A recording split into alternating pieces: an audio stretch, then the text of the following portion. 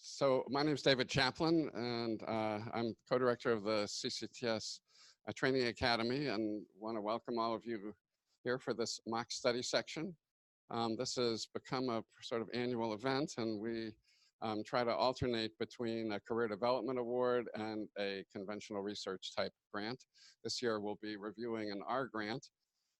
Before we really get started, we have about 35 people joining us online, and if you can hear and can see the screen that should say how the NIH grant review process informs how you write your RO1 application, would you just enter in the chat box that you do, so that Jean Lambert, who's been helping us get this organized, will be confident that our systems are working.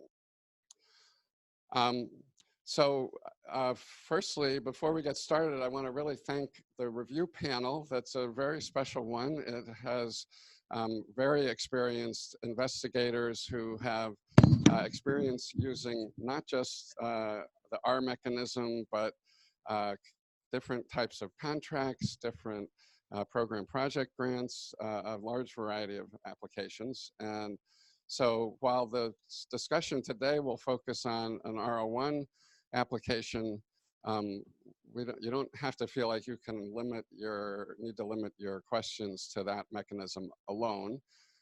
We'll try to focus on that for the bulk of the discussion, but we also should have time for quite a bit of question and answer towards the end of the session.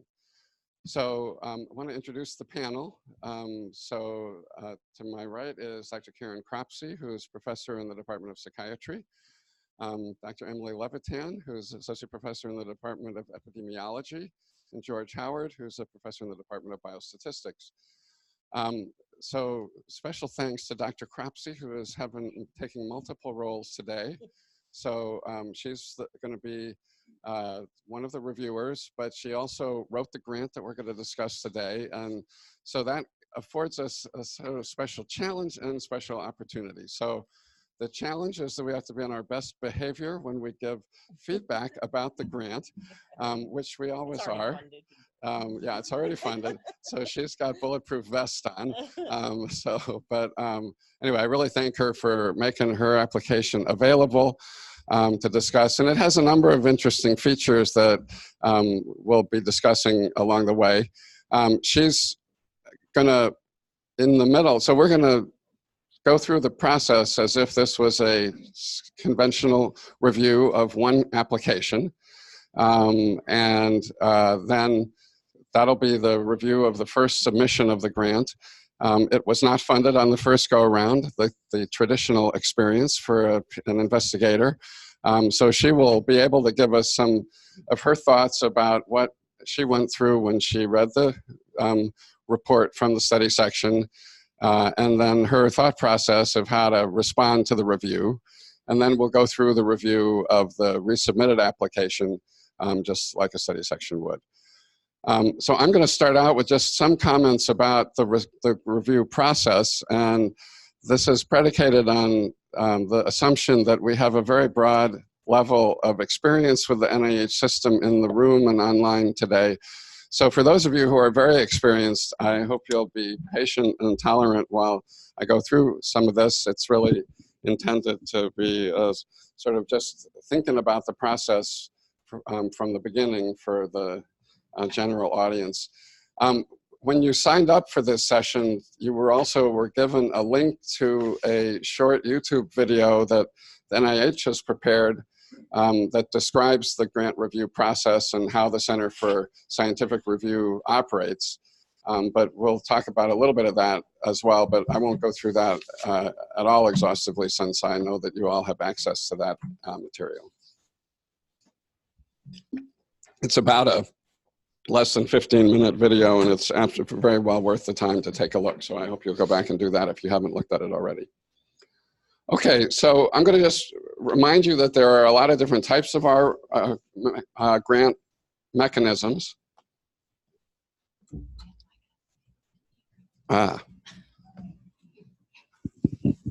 Okay, sorry, we have to wait for the screen to come up. It's coming. I didn't realize we hadn't turned that on. It's the green light's on. It's just taking a minute to warm up, I think.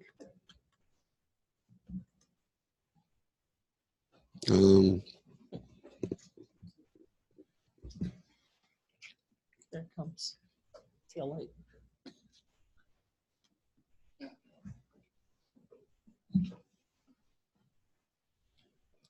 Okay, well, I'm going to talk while this comes up. So basically, the most commonly used mechanism is RO1, which is meant to support a discrete, specified, circumscribed project that will be performed by the investigators who submit the application in an area that represents their specific areas of competency.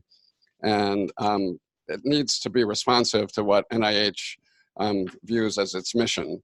And so I really encourage you to take some time to firstly be familiar with what the NIH views its mission to be, which is basically to advance scientific research in ways that have potential to improve the health of the nation.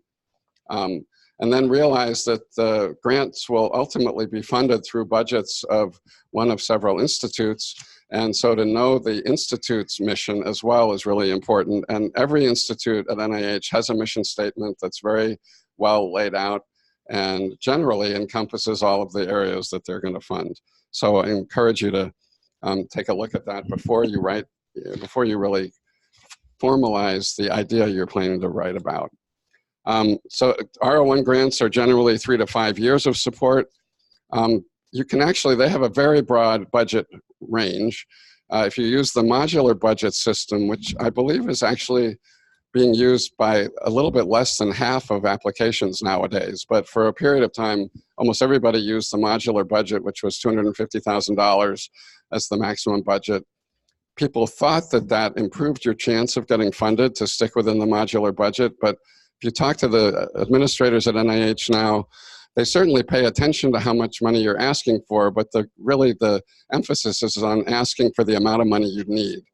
And so if you need $350,000 or $450,000 to do your project, then you should ask for that and go outside the modular budget format. And in my field, which is immunology, we're funded by the NIAID largely, and it's well appreciated by certainly by the microbiologists who get money at NIAID, that the non-modular budget is the way to go. And as a result, the immunologists who are still using the modular budgets are getting a third as less money than the microbiologists because they're not having the nerve to apply with the non-modular budget. So David, it might be worth noting, I'm on 2 large RO1s. Mm-hmm.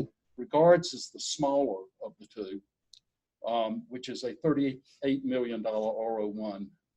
Right. The larger is CREST 2, which is a $60 million RO1.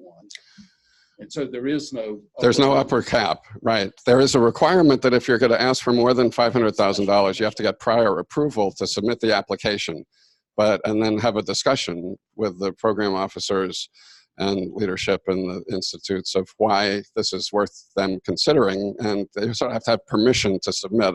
Maybe you could tell us just a bit about the process you went through the first. Well, actually, there are 2 levels of approval. One at $500,000 a year, direct, and basically to get regards submitted, it took over 3 years of negotiation with NINDS to get permission to submit the grant. It was harder to get permission to submit the grant than get the grant funded. The higher level, and if you're above $500,000, the institute director, you meet with them and discuss that with them. Over $1.5 million a year, you meet with the NIH director and discuss it with him or her. And so basically both of these were above the $1.5 million. And so getting permission to submit for these mega RO1s is really an adventure. And I would not recommend those as your first RO1. Right, you won't get past the front door if it's your first, yes. When you have these mega RO1s, is there a requirement to have multiple investigators? No. So the question is whether if you have a very large RO1, do you have to have multiple investigators? There's not a requirement, but I'd encourage us all to recognize that we are in the era of team science. Yeah. And the day of the Renaissance person is gone. And so basically the whole deal is building teams. So the answer is no, there's not a requirement, but only a fool would go in that way. And actually, the grant that we're going to discuss has multi-PI features to it, and Dr. Cropsey is going to talk a little bit about that when we get to that point. So, okay. So for an RO1, one of the things you need is a lot of demonstration of feasibility that the project can be accomplished, and so substantial preliminary data is generally required, and you anticipate that it's going to be a very stringent review. One of the other applications that you may be considering is an RO3, which supports a small research project that can be carried out in a short period of time and only requires limited resources. So this has a maximum budget of $50,000 a year, and it can go for up to 2 years. It's pretty valuable for certain kinds of projects. It's not necessarily for pilot work, it's for small projects. So you can, for any mechanism that isn't an RO1, spending time talking with your project, your program officer about what you're planning to make sure that you're applying for the right mechanism is a good idea, and they can give you a very clear sense of whether what you're thinking makes sense. The other format that many of you may be considering is the R21, which is an exploratory or developmental research grant. It's meant to encourage relatively high risk but high reward projects that are in earlier stages of conceptual development. On paper, it doesn't require much preliminary data. It's recognized that there's a higher risk that it won't work, that what you're proposing can't be done, but that it's really a valuable thing to try to do. People used to view this as a sort of less stringent RO1 kind of review, but I think everybody appreciates now that this really is meant for a different kind of project, and it only can have support for up to 2 years. The total budget can only be $275,000 for the 2 years. You can have up to $170 or up to $200,000 in one of the years, and as little as $75,000 in the other year. So if you have a 1-year program, it can only be a $200,000 budget. So it has to be smaller in scope than an RO1, but it can, and also needs to be a really finite exploratory type of project. And so don't view this as just the starter application that you should use instead of an RO1 when it's your first time, because it's really a different mechanism, and the success rates for R21s vary over the institutes, but for some institutes, they're just as hard to get an R21 as to get an RO1. Again, talk with your program officer about what you're trying to do, and they will give you good advice about the right mechanism to apply for. Okay, so if you watch the video that we gave you the link to, you'll know that applications that get sent into NIH, most of them go to the Center for Scientific Review. Some go to review processes that are within the individual institutes, but I think more than 75% of them go to the Center for Scientific Review, which is a trans-NIH program that handles the review process. They decide whether your grant is responsive to whatever RFA or program announcement it may have been submitted under, and then they assign it to a study section. The study section then, it's divvied up among, you hope, experts in the field. Generally, the people who run the study sections are really good at making sure that at least a couple of people on the study section have real expertise to cover every application that's submitted. And so you can be confident that there's been a lot of effort to make sure that your grant gets the best review it can get. It's never perfect, and one of the biggest challenges nowadays is that there are so many grants submitted that the study sections are relatively overwhelmed with grants, and so I I haven't been on an R grant review panel for quite a few years, but my understanding is that the standard load for an R review panel is somewhere between 10 and 15 applications to read. And for me, each application took somewhere between 3 and 7 hours to review. So that's a lot of time. And so people often don't end up having that much time by the time it's getting to the deadline. But there have been a number of processes put in place to try to make sure that the review process is more deliberate. One is that for at least must be almost 10 years now, the reviews are submitted electronically, digitally to an online system where the reviews are due about 4 days before the study section is going to meet. So as soon as the reviewers have submitted their reviews, then they can see any other review that was submitted by other members of the study section. And the idea behind that is that people will have had a chance to see what the other reviewers have thought about the application before they get into the room to discuss them. So every grant gets reviewed by 3 people, and occasionally an extra reviewer is brought in if NIH knows there's something unusual about the grant that may be contentious or that may require more expertise than 3 people can bring. So the scores are recorded in this online system as well. And generally, the top half of the grants, the top half scoring grants, are scheduled to be discussed by the study section, and the bottom half are triaged, which means that they will not be discussed verbally at the study section meeting, but you will still get the comments that the 3 reviewers produced on your application. There's usually a chance for members of the study section to rescue a grant from triage before the discussions start. It's very rare that a grant that gets rescued from triage ultimately gets a high enough priority score to be funded on that round. So generally, members of study sections are pretty hesitant to rescue a grant from triage, but it does occasionally happen. And the program officer can usually give you the history of what happened, so you'll know whether there was real discussion of your application if you got the message that it was not actively discussed at the study section meeting. Now, so the couple of minutes I'm going to spend now is just to tell you what the different domains of the application are that the study section members form their review over.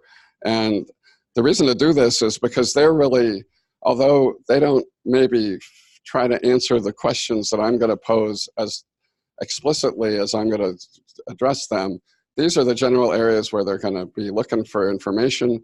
And so you should be familiar with those areas so that you make sure you give them that information. And I think the bottom line of the discussion here is the more you can make it easy for this person who's reviewing your grant to get first of all, to appreciate why this grant is really exciting and why it's going to be one of the top 10 to 15% of applications that's going to have been submitted in this pool of applications so that it has a good chance of being funded.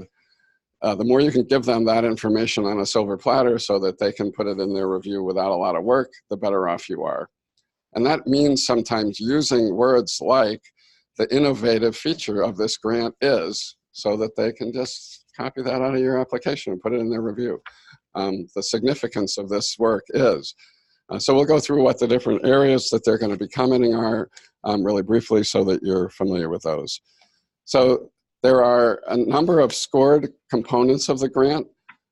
5 of them get particularly highlighted and comments are made on, and then the grant gets, then there are unscored parts of the grant, which are ones that don't contribute to the score that decides whether you're funded or not, but which have to have satisfactory review in order for you to get the money in the end. So if one of the unscored areas of the application is unsatisfactory, then you'll have to negotiate with NIH and provide more information before you can get the money if you have a fundable score through the other parts.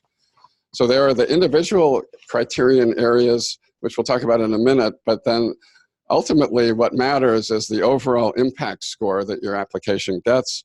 that's the reviewer's assessment that your project has the potential to exert a sustained, powerful influence on the research field that you're working in.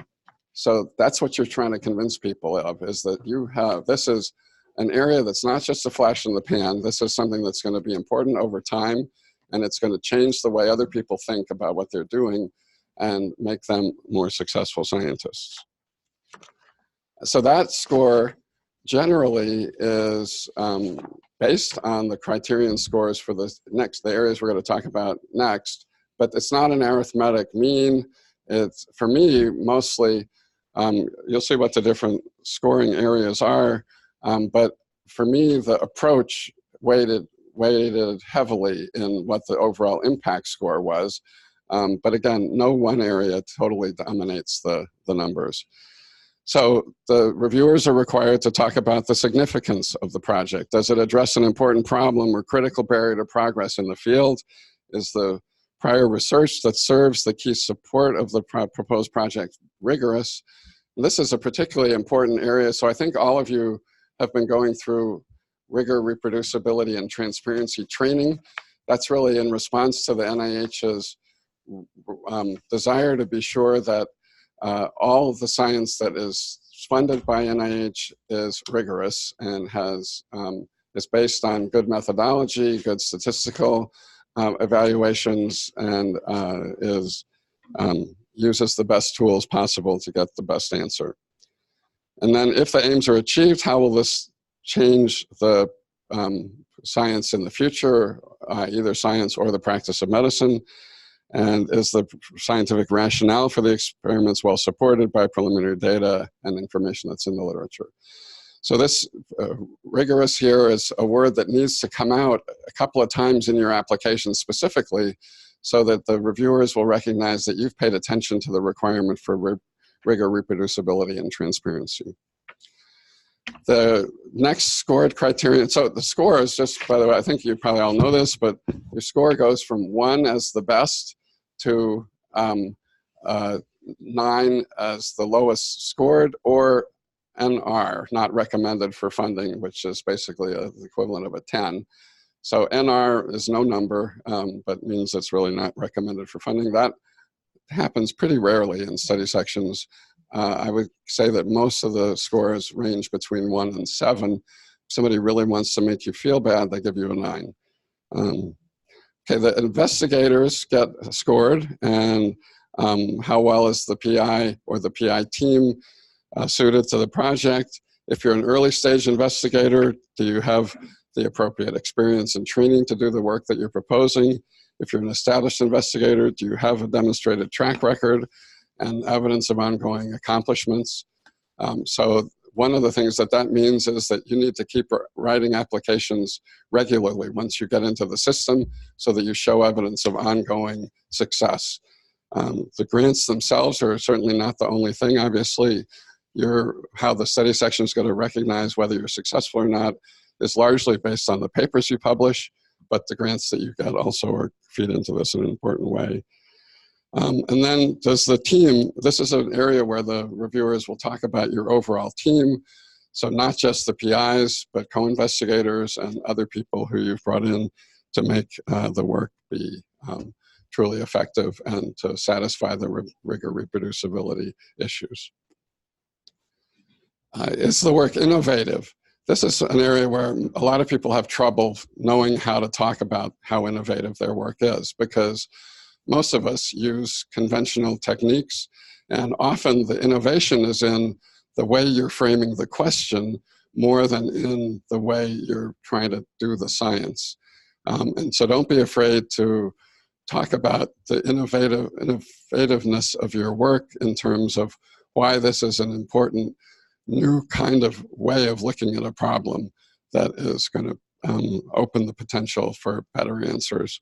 You don't necessarily have to be using the fanciest genetic techniques or the most powerful computer to do the work or anything like that. You need to have an experimental design and a concept that is innovative.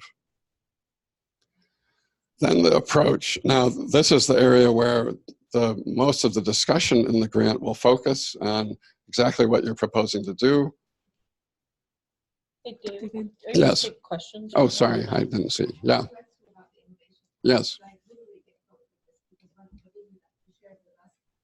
Highlight the value of the innovation. So I guess really could it be a conceptual derivation and then you use traditional techniques? Does that harm your application? So the question was how, in terms of innovation, if you have a conceptually innovative project, but you're using totally conventional techniques, is that a real negative for your application? And I would guess that more than half of applications fit into that category. And I would guess more than half of the ones that get funded fit into that category. So having novel technical approaches is good if you can demonstrate the feasibility of those approaches and the likelihood that they're going to really help you. I think it's, you want to be state of the art at least. So it's probably a harder call to bring back techniques that haven't been used by most people for 20 years, unless there's some very innovative way in which that's going to help you answer a question. So anyway, I think you don't have to worry that using normal state-of-the-art techniques is going to be a negative. That's expected. Okay, yes? Related to this question, what about the opposite? We're trying to answer not a very innovative scientific question, but with a new technique. Right. Yeah. So the question is the converse kind of situation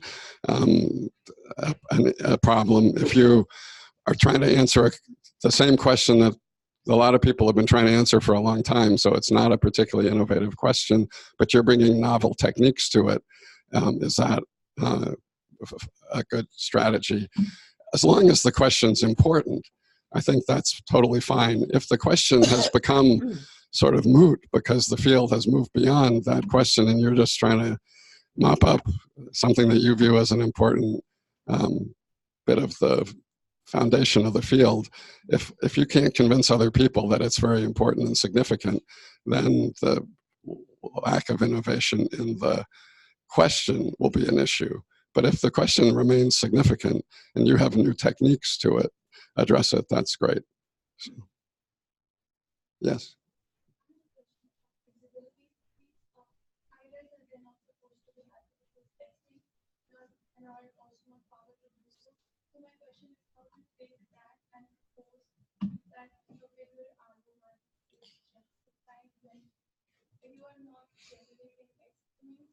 Mhm. One of the other people on the panel want to address that? I can address that. So in our study here that we're going to talk So about. could you repeat the question? Oh, I'm sorry. So the question is, when you do your pilot work or your feasibility, you're not supposed to get effect sizes because, again, with pilot work, and there's plenty of literature out there, there suggests that your effect sizes may not be accurate because you have such a small number of participants that you're enrolling. And so how does that go to inform your larger clinical trial in terms of sample size and other types of things? Is that accurate? Okay. So, like, for example, in this project, we ran two very small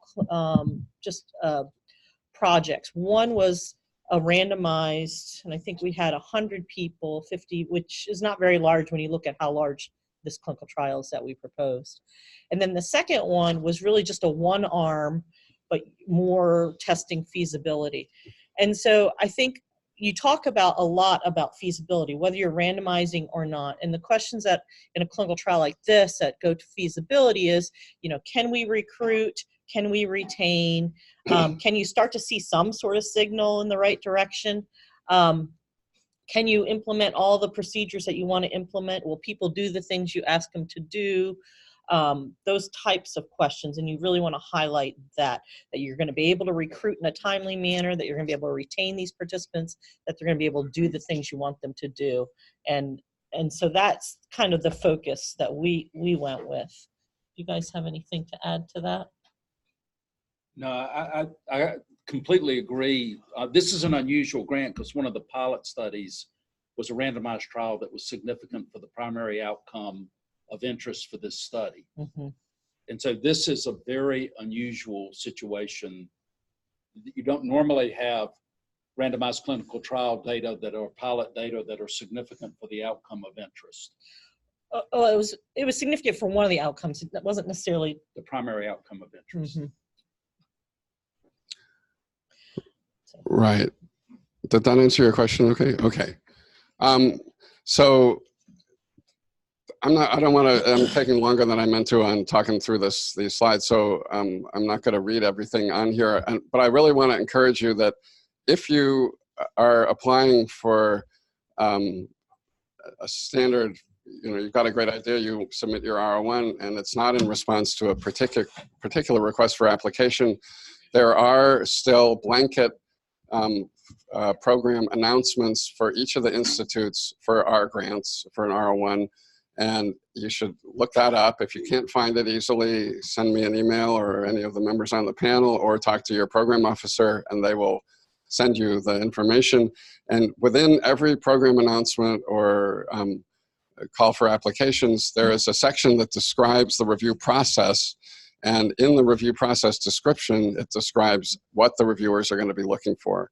So go to that and be sure that you understand what they're looking for in the approach. Is the overall strategy appropriate for the scientific aims of the proposal? Do you have plans to address any weaknesses in the rigor of prior research that may have served as support for what you're planning to do? How are you going to make sure that you're really working off of preliminary data or prior published information that's really correct? Do you have a strategy to ensure that you're going to get unbiased results? Or potential problems well considered? Are there alternative strategies for what to do if you run into trouble? And do you have plans to sort of benchmark that you're making progress along the way? And so read through those sections because they're very informative, and you want to address almost everything that's in those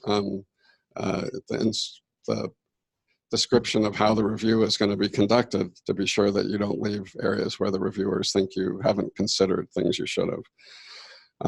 If it's got human subjects, there's a lot of details about how to make sure that you, that should see protection of human subjects from research risks, and clear description of inclusion-exclusion criteria.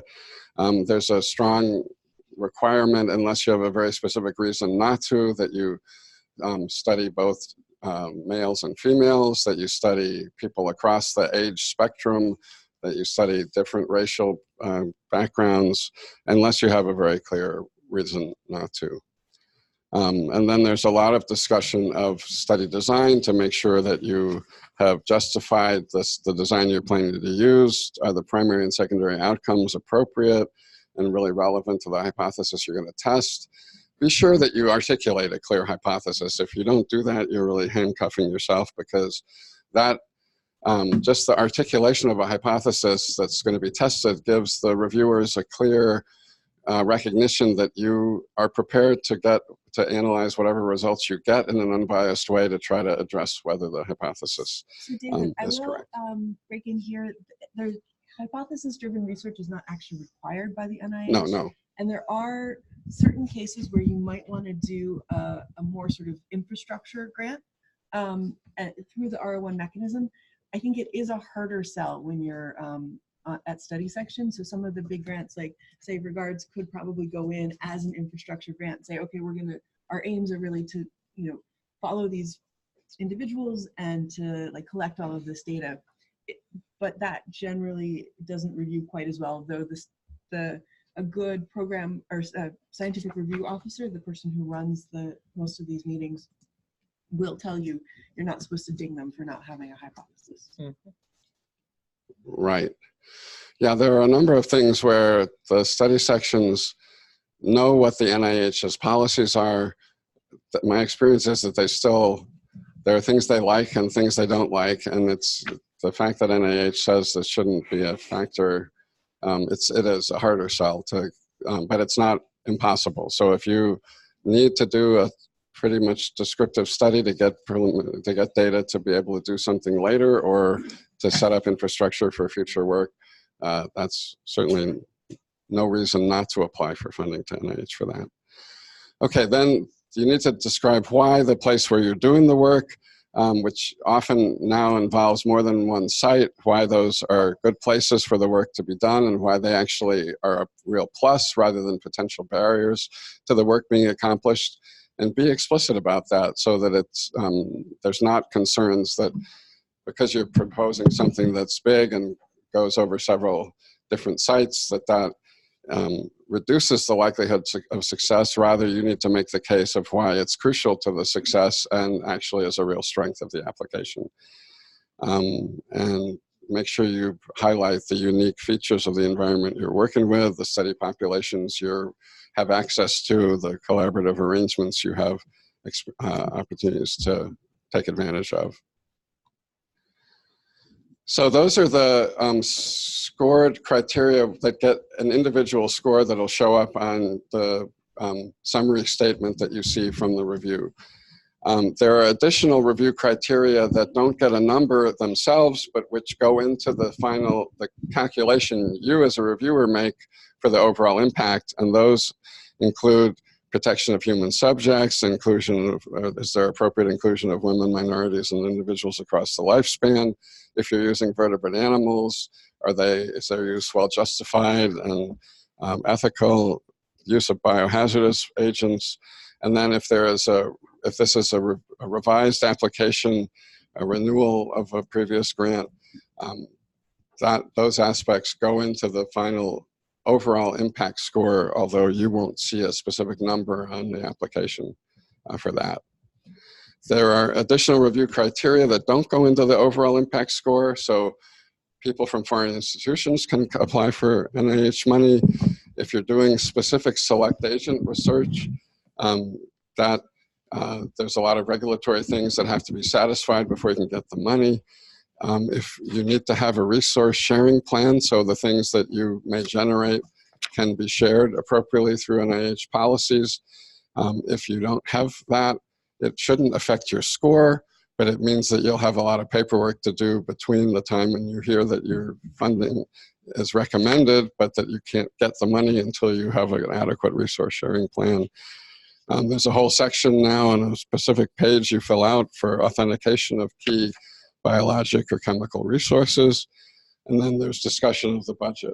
And again, this is an area that I think study sections struggle with a bit, because if people ask for either too much or too little money, if you ask for too little money, that's a bad thing, because everybody recognizes that your chances of success are smaller if you don't have the resources you need to do what you need to do.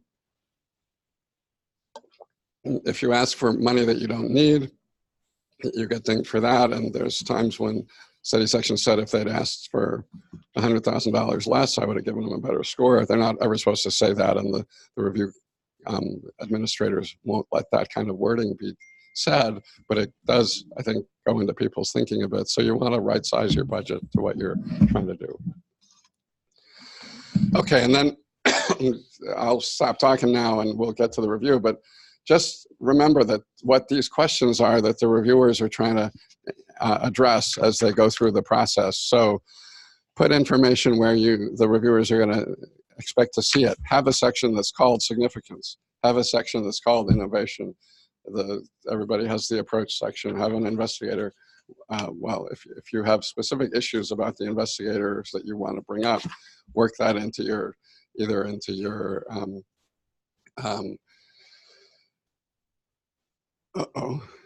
Into your grant. Well, In BioSketch. into your BioSketch, yeah. So you can describe a lot in the BioSketch that goes outside of the page limits that you have for the rest of the grant, that talk about you as a team member, why you're perfect for this work. And you don't have to put that necessarily into the review. Although if you have a multi-PI situation, there's places where you need to discuss that, and Dr. Cropsey will talk about that in a moment. And just try to make the grant easy to read. You know, a proper use of figures occasionally is really helpful. Not packing every square centimeter of the page with material is helpful. You don't want to leave a lot of wasted space. The real estate on the pages is very valuable, but try not to make it really hard to look at. Don't, no matter what, try to change how much, we know what your font sizes are. I think the application systems won't let you do that, but if you figure out a way to do that, your grant will be sent back. Follow all the rules. So, use a readable font, use simple formatting, be consistent, and specific. So make sure, one of the things I think is really important is when you finish writing the application, go back and make sure that the abstract, which you may have drafted early on, still describes the work you're doing. Make sure that this, I think most people like to see the same words from the specific aims page where your aim is described. Those same words be the same words that introduce each aim under the approach section. Just makes it easier for people to follow and be sure that they understand exactly what you're trying to do. Use subheadings to make it easier for people to follow what your thought processes are. Make sure every paragraph has a sort of a topic sentence that helps people know what this paragraph is going to be about. When people are getting under pressure of time, they may not read every word that you wrote. And so if you can make it easy for them to get to the material that they want to read, that'll be most effective. And then people like me get really pissed off when people use bad grammar, don't use their spell checker. It just makes it seem like you're not the kind of person who pays attention to detail and that your data isn't going to be as trustworthy. So take advantage of all the tools you have to be able to write a fantastic application. Okay, so the study sections generally for RO1s have somewhere between 15 and 12 and 20 people in them. There's a study section chair who's an academic scientist who will do some review of applications, but is there primarily to help with assignments of the grants and to actually run the meeting. There is, in the room, there will also be the scientific review officer, the SRO, who is the liaison between the committee and the NIH administration. They generally work for the Center for Scientific Review, and they're somebody you can talk to about the review process. They don't really speak for NIH on any policy level, so if you really have questions about how to interpret what the review is, you want to talk to the scientific review officer or the program officer who is responsible for the area under which the grant was submitted. And that person is usually in the room for most of the review, or one of their staff is in the room, so that they have a clear sense of what the actual discussions were. We'll go ahead and go to the review process. So I've already mentioned that about half the grants won't be discussed, of the ones that were submitted. There's a primary, secondary, and tertiary reviewer excuse me, for each application. They will have each provided a preliminary score when they submitted their reviews online, and everybody who's a member of the review, thank you, will have access to those scores. So if somebody has any kind of conflict of interest with your work, either that they work in exactly the same area and don't feel like they should have input into what you're doing, if they've collaborated with you in the last 3 to 5 years, if they come from your institution, they are, if it's a face-to-face review, they leave the room before your grant is discussed, and the paperwork that they get doesn't include the preliminary scores of your application, so they don't know anything about your review. And if it's an online review, they're muted out during the discussion so that you're protected from that conflict of interest situation. So then most study sections start by reviewing the highest scoring grants first, and if a grant scored ones across the board, then often the review is relatively quick and really focuses on what the most innovative, positive things of the application are, and any issues that are any concerns, and to make sure that the unscored topics get talked through so that if there are things that the NIH administration needs to work through, that they will be aware of them and have the chance to communicate with you about those issues.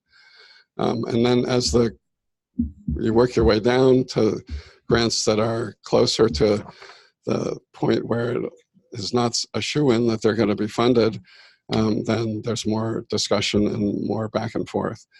Generally, the person who's reviewer one gives a description of the project so that the people who didn't review the grant are familiar with exactly what the grant's about.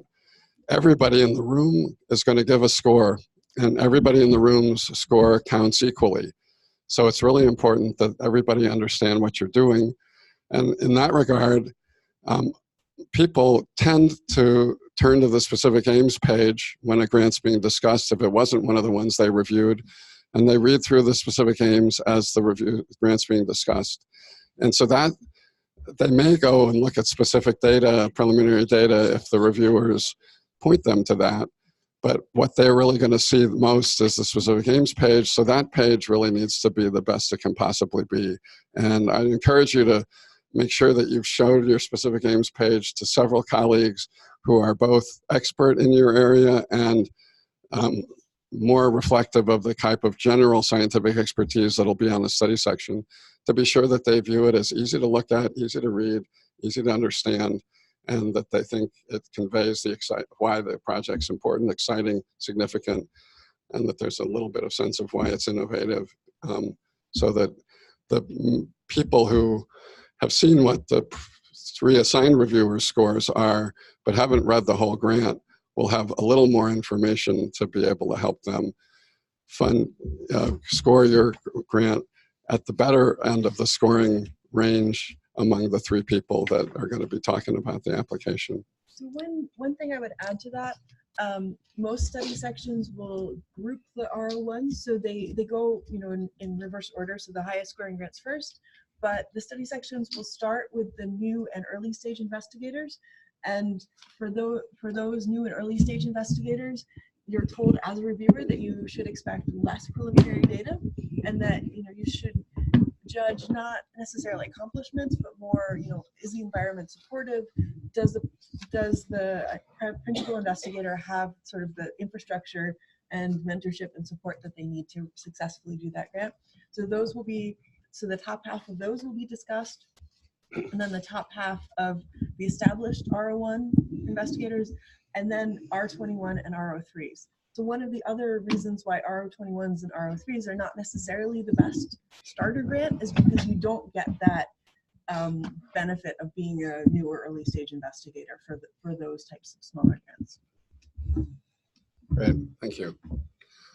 Okay, so when your application's turn comes up for discussion, the chair of the study section tells everybody on the panel who the three reviewers are, and then asks the three reviewers to give their preliminary score, so that everyone in the room knows what the general level of enthusiasm for the application was before the discussion starts to happen. Then the primary reviewer gives an overview of the grant and gives their personal critique. Then there is the secondary reviewer gives their review. They're supposed to only talk about what they think are the most high impact things that make the grant exciting, and then other areas in which their review disagreed with the primary reviewer. I guess the average time for discussion for an application is somewhere between 12 and 15 minutes. So there's not a lot of rehashing what the first reviewer said in order to help the study section move along at a reasonable pace.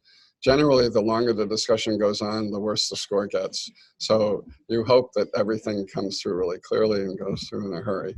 And then the third reviewer does the same thing, gives their areas where they disagree. And sometimes the third reviewer just says, I really have nothing to add.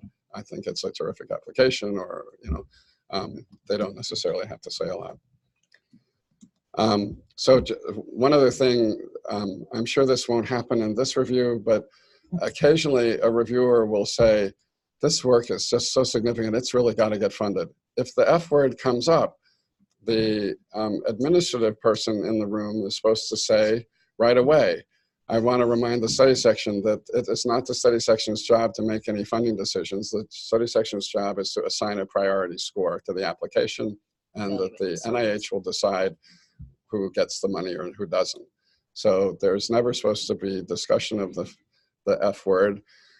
The study section doesn't really know what the pay line is going to be either at this point, so they have a sense that the top 10% of grants have a pretty good chance of being funded, and that the 10th to 13% are on the bubble, and the ones worse than that are probably going to have to be revised, but they don't really know where the cutoff is going to be. And so it's really is inappropriate for there to be any discussion of funding. But they can use the significance words and those things that make it clear that they think this is something that ought to go forward.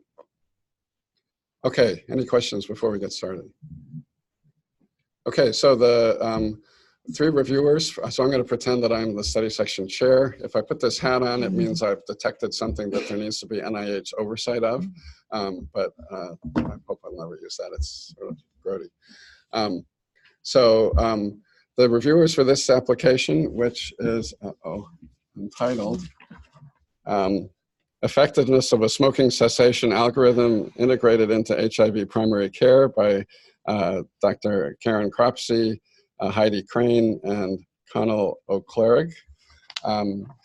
Reviewers are Dr. Howard, Dr. Levitan, and Dr. Cropsey. Can I have your preliminary scores? Dr. Howard? 5. I gave it a 4. 5. Okay. So there are clearly some significant issues that we need to identify. And go ahead, Dr. Howard, can you give us your initial review?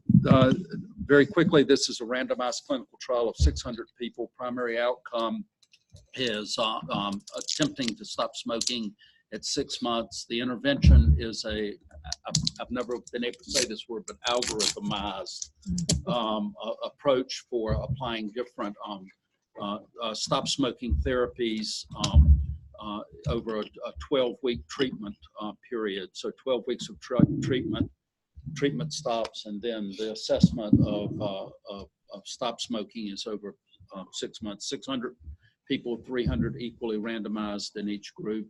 Secondary outcomes are largely what would be expected: number of cigarettes smoked, smoking prevalence at 6 months. I think the significance, the investigators made what I considered a remarkably strong argument that the impact of smoking in people living with AIDS is larger than the impact of living with AIDS. I found that to be a remarkably great argument for the high significance of this work. However, the second pilot study presented by the applicant tested exactly the same interventions with exactly the same primary outcome and showed significant effects. The justification offered for this study was that this pilot study was a single site and the sample size was not sufficient to assess subgroups. It's not clear to me that expanding to a 3-site study addresses the generalizability, particularly since the 3 sites were chosen specifically to be heterogeneous, one primarily African-American, or with a large African-American population, one with a diverse mix of different people and such. And so it's not clear that the addressability is addressed. The significant finding in the pilot study is de facto proof that the sample size for the pilot was sufficient for the study primary aims, and there's no discussion in the study of the power or approaches to examine the subgroups or what subgroups are of interest. As such, the proposed study appears to be only a replication study of the investigators' previous work. In terms of the investigators, I think the strength is a remarkable clinical leadership at the 3 sites, remarkable investigators there. The weakness is no apparent involvement of statistical support for the conduct of the study. And by the way, I'd like to come out of character just for a second. Study sections have personalities just like people. I mean, it's amazing how different study sections can be. Looking at who reviewed this in terms of the pink sheets, that shows how old I am, the summary statement, there are no statisticians on this study section, or no apparent formally trained statisticians on this study section, which is just astounding to me. And so the study section I'm on has about 20% of the study section is statisticians. And so there are big differences here. And so likely the things that are emphasized at these different kinds of study sections are probably remarkably different. In terms of the methods, I think the approach is a solid approach. The randomized clinical trial appears clearly warranted to address this important question. The weaknesses, however, I thought were substantial. I think a near fatal flaw is that the study is an unblinded study with a subjective outcome. It appears to be self-reported stop attempts. And so you have one group of people who are given an active treatment and then say, are you stopping smoking? And the other group is usual care. And so it seems to me there could be remarkable bias in this unblinded study with a subjective outcome. While overall compliance and attrition is discussed, there's no discussion of treatment-related compliance. In other words, is retention in the two arms the same? As noted, the individual in the usual care group are unlikely to be prescribed quit treatments, while the active group will, by definition, be assigned treatments. The intervention itself could affect retention, and this becomes critically important since that means probably the active intervention may, or in my opinion, would be likely to have a higher retention rate than the usual care group. This will have a profound impact on this study because the assessment is at 6 months, and people who have the 6-month data missing will be considered to have made no quit attempts. And so missing data equals failure of treatment.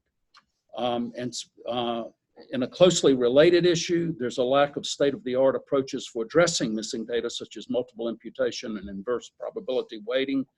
The application notes that the retention rate is anticipated to be 85% and considers this a strength. However, 15% missing data is no small matter. Additionally, there is no discussion of whether the retention is anticipated to be balanced between the treatment groups. There's no real discussion of the study measure the application includes a list of study measures and laboratory assessments that will be made, with no apparent discussion of how these study measures and laboratory measures will be incorporated in the analysis. Importantly, there's no discussion of interim analysis or futility analysis, 5-year study without formally looking at whether there's an opportunity to stop early for efficacy or futility was surprising. In a closely related issue to that, the application appears to suggest that the DSMB will have unblinded access to efficacy outcomes. Clearly, safety outcomes have to be unblinded, or at least AB blinded for the DSMB, but it seems questionable to have the DSMB have open access to the efficacy data in an ongoing clinical trial. In the absence of a stopping rule, it could be likely that the study would be stopped for efficacy, resulting in uninterpretable findings.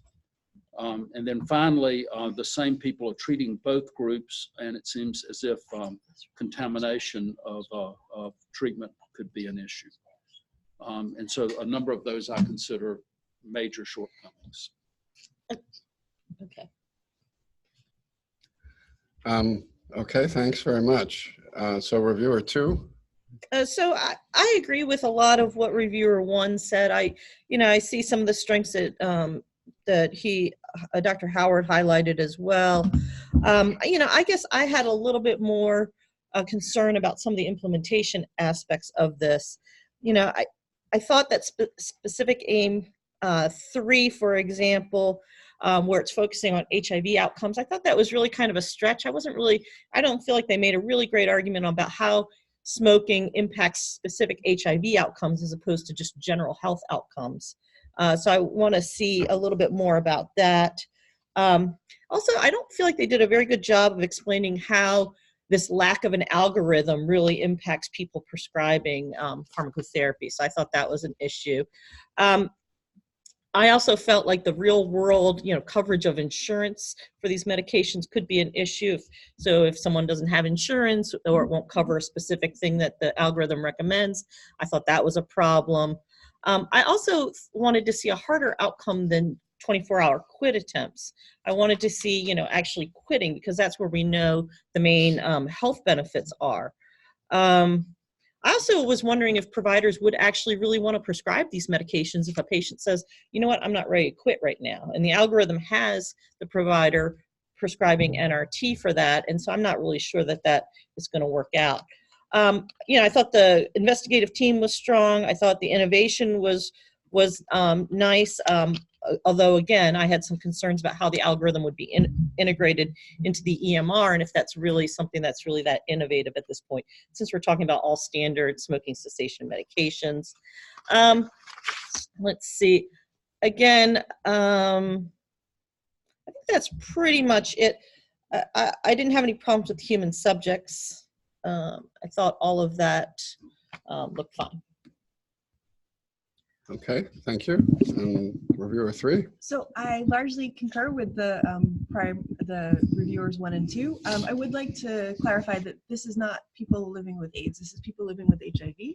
So it's a different study population, and I think that this is for people who have long-term chronic infection but are not, or have not reached HIV. This is really the target population for this intervention.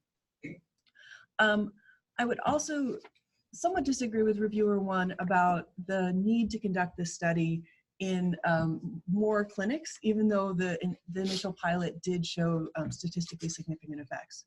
So this is really sort of a combined efficacy and effectiveness trial, and it's a trial of a treatment strategy. And so the treatment strategy in one clinic might not generalize to the treatment strategy in another. And I think one of the real strengths of this application is that the clinics were carefully selected so that they had different structures and a different patient population. So I do think that there is quite a bit of value in showing that this works consistently.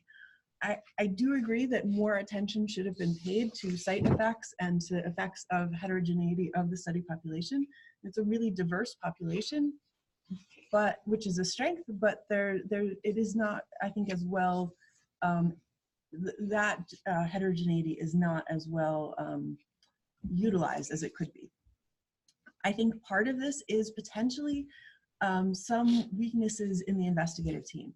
While the investigators who are on the team are extremely strong, the MPI team is fantastic, they are lacking, as noted by reviewer 1, any clinical trial statistician. Additionally, it's not entirely clear how much the investigators contributed to this application. So one thing that was just a little bit disconcerting was that the biosketches seem to have been reused from some other application and don't really seem to fit this application per se. That being said, I think this is an extremely significant issue. I'm entirely convinced by the data showing that smoking cessation is something that we really should be working towards in HIV care. And the algorithm approach seems like it's really well thought out and potentially could make a big impact on the field. However, the weaknesses in the approach did reduce this to a moderate impact application in my mind.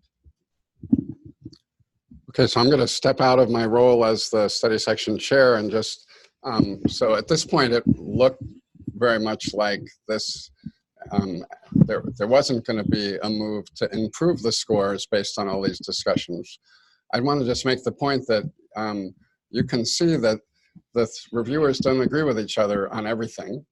They gave each other feedback in respectful ways, but that everybody in the room could hear. And so the next phase of this is to ask for whether there's any additional comments either from the reviewers or from the other members of the study section now that this information had been put forward, so that there can be clarification of any things that may have not been resolved by the three presentations that have already been made. So you can act like another reviewer in the room if you have a particular comment to make about the study, or if you have a question that you think the reviewers who read the whole application ought to answer in order for there to be a fair scoring of the application. And then once we've had that level of questions, then there will be a call for everybody to give their final scores. Actually, I've forgotten that we should first talk about the unscored, the scored components that don't fit within these criterion areas before we give the final scores.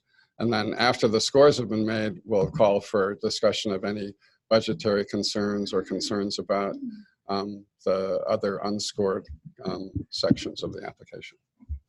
George, did you want to make a comment? No, I like your format. I have a question of one of the reviewers. Okay. So thanks very much. So are there any additional questions that either the three reviewers or the other members of the panel want to bring up? I had a question for Dr. Levitan, who of course is always correct in her statements. And I agree that it could be considered the differences between the characteristics of the clinics does speak to the generalizability, potentially address the generalizability of the finding.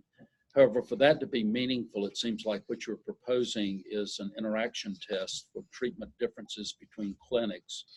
And of course, the study appears to be appropriately funded for the main effect, and it takes 4 times the sample size to assess interactions as main effects. So do you think there's adequate power in this, if there is heterogeneity between clinics, for this study to provide meaningful impact or meaningful information on that?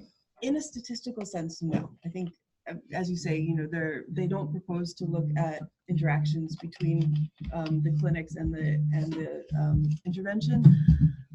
I think, though, in a more sort of implementation sense, yes. And perhaps this brings up an issue that they don't really have an implementation framework as part of this grant, and I think that might have helped here.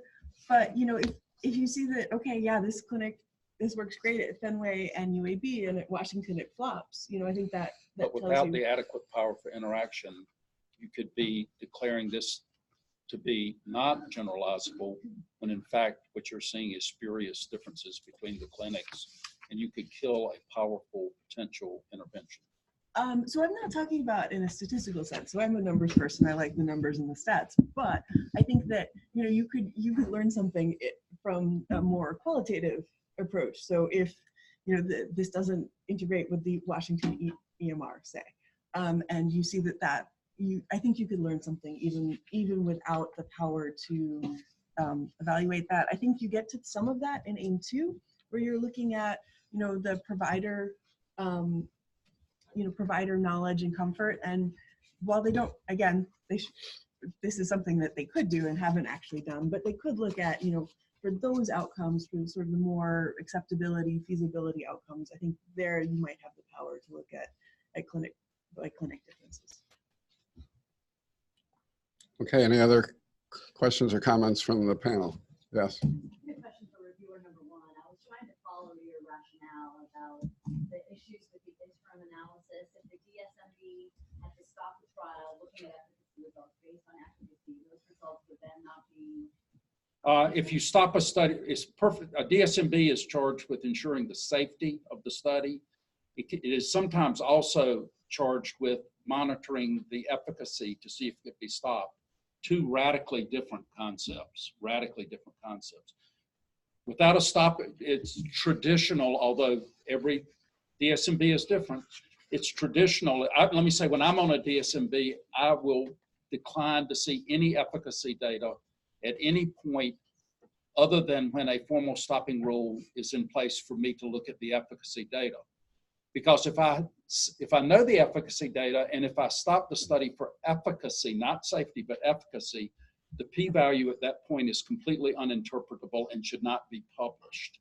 So at that point, you're putting the study in a position of saying, We stopped the study.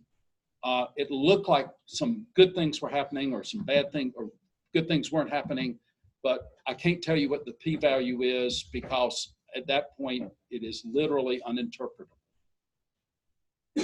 And so when I'm on a DSMB, I will not look at efficacy data ever unless it's at a prescribed point for interim analysis. Okay, any other questions? Okay, and then were issues around the protection of human subjects, the other non-scored criteria adequately addressed? Fine with me. Fine. Fine. Okay.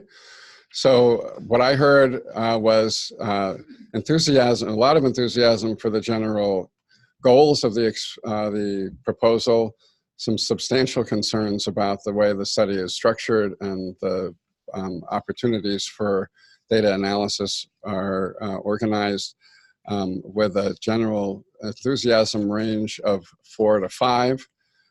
So can I have your final scores? 5. I'm going to stay at a 4. 5. Okay, so we have a range of 4 to 5. So what that means then is that everybody in the panel should give a score of either 4 or 5, but they're allowed to score outside the range. But if they're going to score outside the range, they have to speak up and explain why they're going to do it. And often the administrators will ask that they write a small statement to explain why that happened. And that helps inform the whole committee too, if somebody cares to score outside the range. So does anybody plan to score outside the range? By the way, if you're planning on scoring outside of the range, you are not permitted to say whether you're scoring higher or lower than the range. You're only allowed to say, I am scoring outside of the range. That's not the case it's been on the panels I've been on. That's They've been the able to ones I've say been on. up or down. What about you? I've never had them ask. They just say outside the range, and then they say if it's for a reason that has not already been discussed, Right. then you have to say it. If it's already been discussed, you don't have to go again. Yes.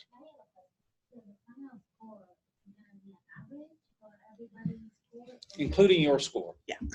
Right. So the question is The whole the room. final score that gets reported to NIH and to the person who submitted the application is, so it's an average multiplied by 10. So if your score ended up being 4.5, as an average, your score would be 45 as it appears on the summary statement.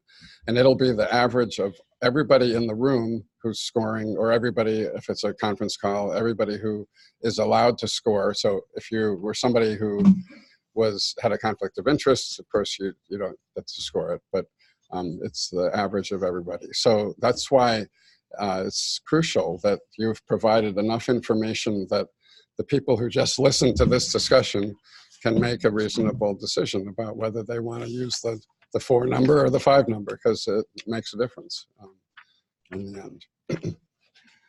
Okay.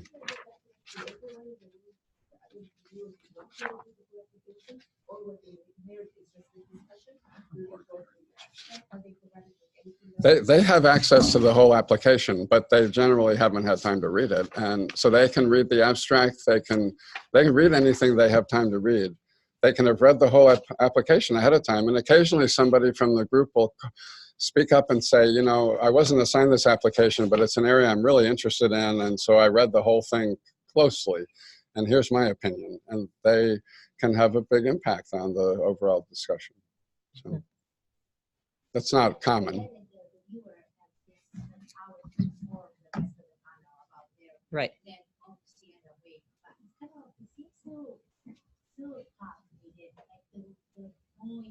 The score, a lot of people that didn't even read your application at the same weight of the viewer. Yeah, so the comment was that it seems harsh that the people who didn't actually read the application have just as much impact on the score, the final score, as the actual reviewers do. But that is central to the peer review process, the way NIH has implemented things. There have been a lot of discussions about ways to make peer review more effective. And one of the things that was discussed was maybe expanding the number of people who are reading reviewers. And there have been trials where it went up to 5 or so. And I think NIH is doing quite a lot of self-assessment and analysis of how they operate. They're also, one of the things that there has been a lot of effort to do is to figure out ways to anonymize the grants a little more so that the reputation of the grant submitters is not brought into the discussion as much. You know, it's pretty impossible if you're going to have a biosketch or anything that really references the prior publications not to get a pretty good sense of who submitted the grant, but there's definitely a sense that certain well-established investigators have a lot of leeway to get away with stuff that the younger, less established investigators may not be able to get away with. So, and it's just always working on ways to try to minimize those issues and to make the process as fair as it can be.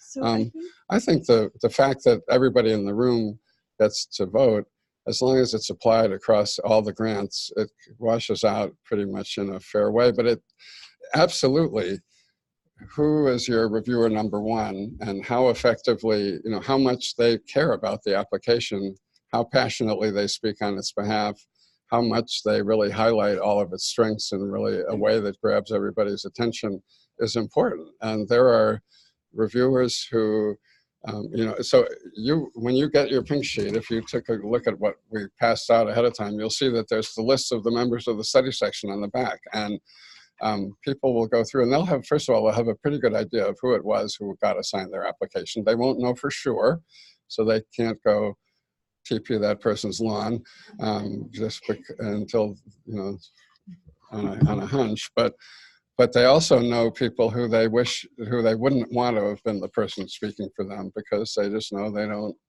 speak with the same level of passion and positiveness and ability to be persuasive as some other reviewers. And that's part of why, you know, when you resubmit your application, your score can jump up hugely, or it can actually get worse. And sometimes it has to do with those kind of issues and not just the content of the application. It's not a perfect system.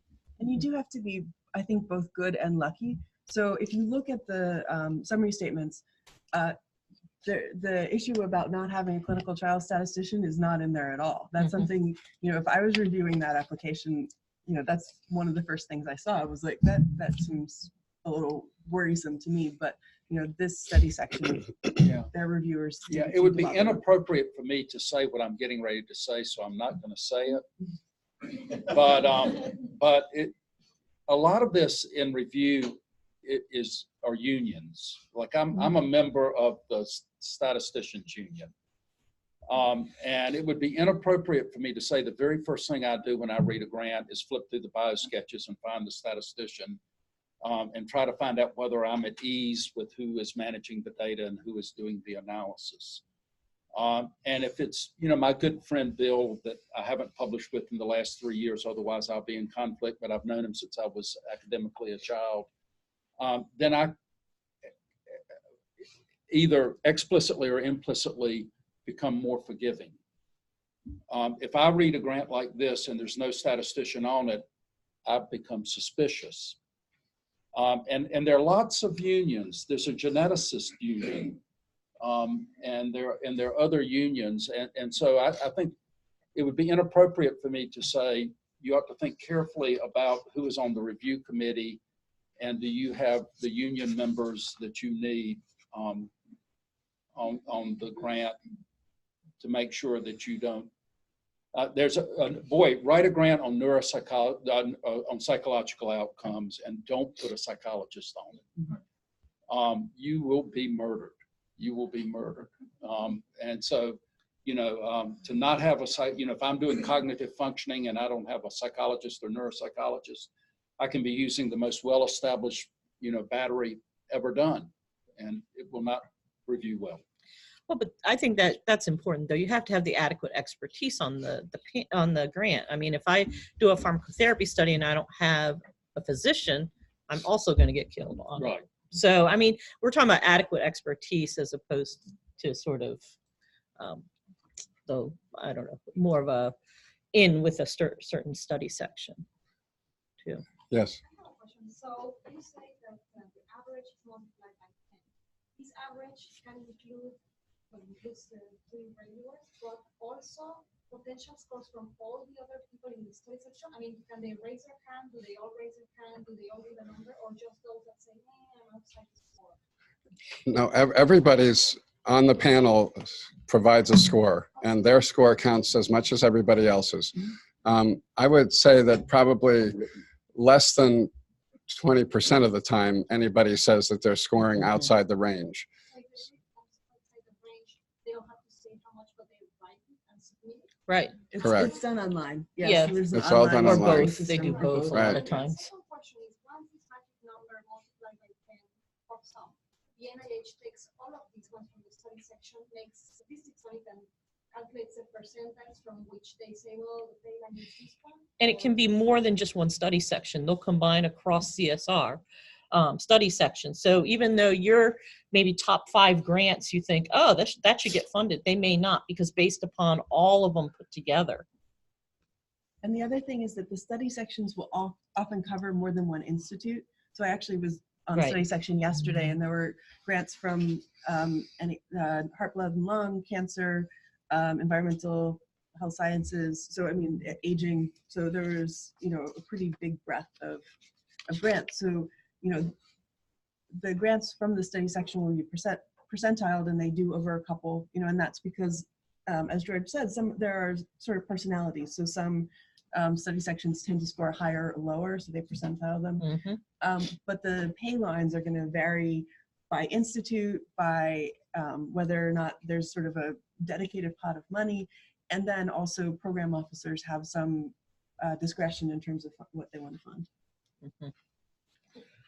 So Yes. but that's outside the review panel purview. From the K grant mechanism to the R mechanism. So in this case, the applicant himself The training plan, you mean? Yeah. So I'm curious, is there any value for the new investigator in the R mechanism? We are gaining expertise in this, but there has to be additional. So is that completely valid with the K moving with the R? So the question was whether for somebody who's transitioning from a K to an R, or is it just applying as a new investigator, is there value for them to have some sort of career development plan as part of what they submit? So I think that you want to demonstrate yourself as an independent investigator ready to do this with appropriate mentorship and collaborators around you. But I think you don't want to say, oh, I'm going to be learning how to do a clinical trial or anything like that, because you should know how to do that already. But I think it's not rare that for an early stage investigator, there will be a letter of support from their department chair or something that really talks about how they play a central role in the department and are, going to be the person pushing forward research in X area, and that's why they were hired, and they have expertise and everyone's confidence. And yes. So going back to the conversation about having appropriate biostatistics, I'm a medical statistician. So I always have a clinical person, an MD, on my spouse. Now, from a grantsmanship perspective, and I know that three of you said, love your opinion, does it add any additional weight if I put that person on as MPI, or just as co-investigator? Because for folks on the clinical side, they are fully covered in terms of the effort, so they don't cover. So the question is how to make a decision whether somebody should be, if you are in an area where you need somebody with special expertise brought in, particularly the questioner is a sociologist, and usually has a physician as a co-investigator. Is there a benefit strategically to having them as a multi-PI, co-PI, or a multi-PI investigator rather than as a co-investigator? And maybe Dr. Crumpsey can answer. I think that depends on their role. If they're going to be just, like, let's say you're doing a large RCT and they're just going to be kind of medically clearing people, or something like that, I don't think they need to be an MPI. I think a co-investigator is fine. One of the reasons we went with an MPI for this application is it was 3 distinct geographically separated sites, right? So one was at Fenway, one was at UAB, and then the other one was at University of Washington. So there's no way me as the main PI could be supervising what's going on at Fenway or what's going on at UW. I think the other time to get like an MPI is when you're at the same institution.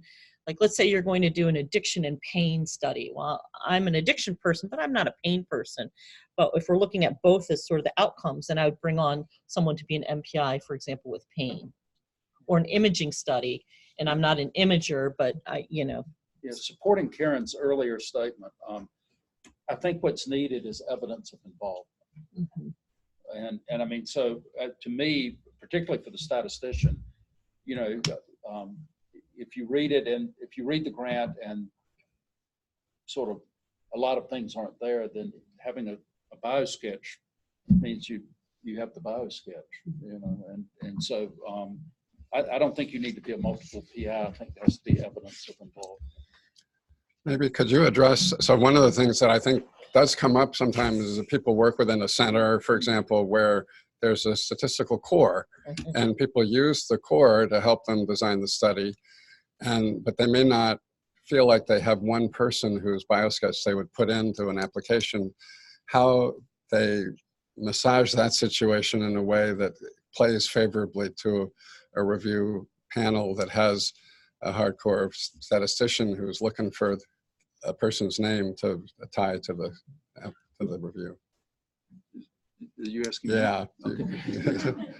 So this one's a hard one. The resubmission has Andy Westfall on it, and I don't know if y'all know Andy Westfall. He's probably one of the best statisticians I've ever been in the room with. The guy is remarkable. I mean, he's a clear thinker, a gazillion years experience. But if I'm a reviewer and I don't know Andy, what I'll see is that you've just added a master's degree statistician. And so red flags will go up and concern will go up. And so I think part of it is trying to put the reviewers at ease, that somebody who is well-trained in this component of the trial is involved. I mean, psychologists, psychometricians are great statisticians, but and so you could put a psychometrician on it who has her formal training in psychometrics, and you go, that's okay, everything's okay. But in the reapplication, one of the things that I would have said if I'm a reviewer is adding a master's level statistician is clear evidence of a lack of commitment to the statistical rigor of this trial. And that's what I would have said, seeing my good friend Andy's biosketch. And so this would have worked against it for me instead of for it. And the reason for that is the way that missing data were handled is there are opportunities to take different approaches.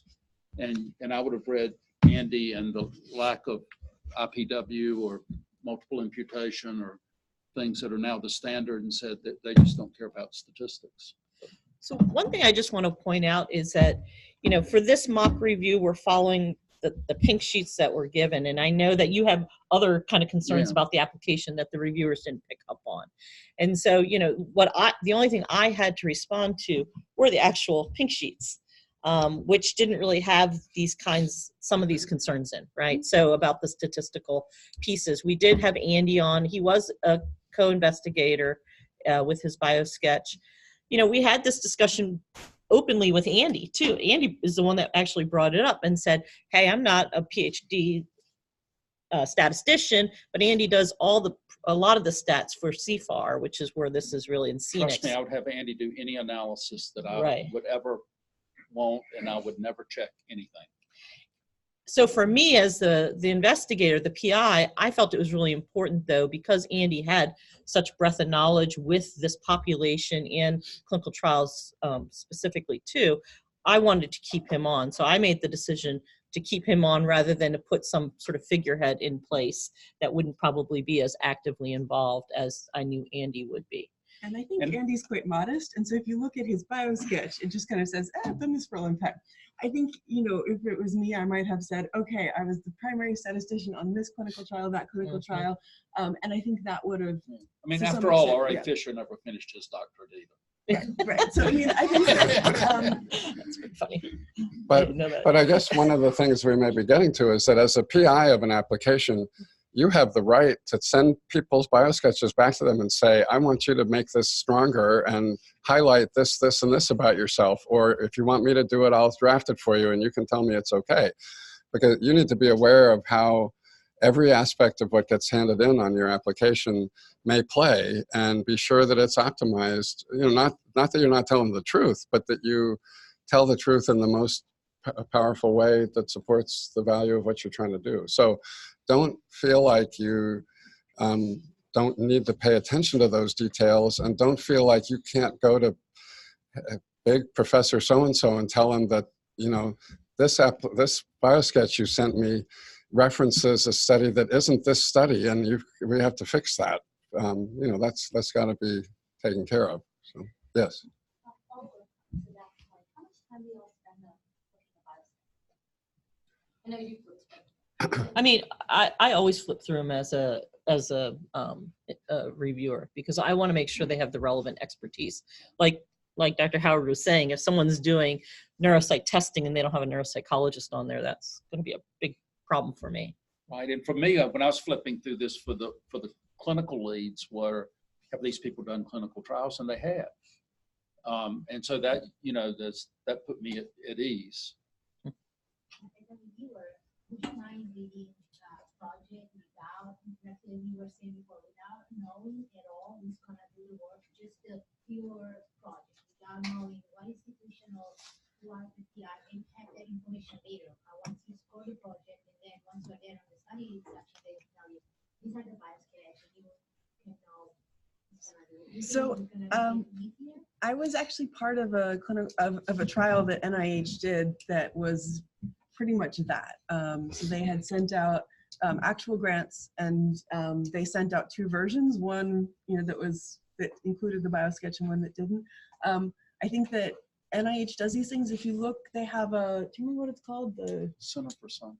The Center for Scientific Review, but they will send out, and they have Blinded, announcements, like kind of blinded. and they will tell you like the results of these kinds of experiments. So this was just a couple months ago, so I think they probably haven't come out with the results yet, but that should be coming out pretty soon.